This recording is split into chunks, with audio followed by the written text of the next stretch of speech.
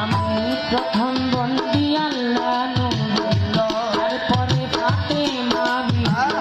হযরত আলীর চরণে সেজে